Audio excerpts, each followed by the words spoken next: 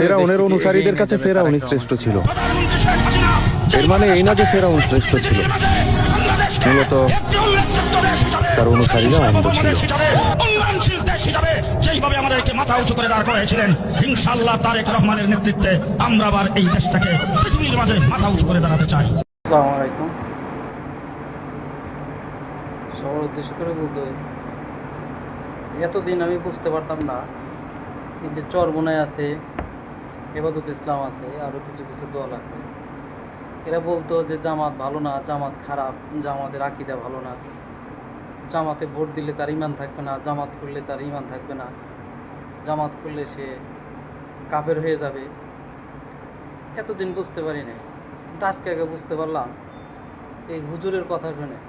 এই হুজুররা আওয়ামী লীগেরও দালালি করতো, বিএনপিরও দালালি করে। এই কারণে, সমস্যার কারণেই আজকে আমাদের এই ইসলাম জাতির এই অবস্থা হয়েছে। আমরা ইসলাম অনেক ধ্বংসের পথে চলে গেছে। আমরা মনে করি তার ইউটিউবই থাকলেই এরা ইমানদার মনে করি, কিন্তু না।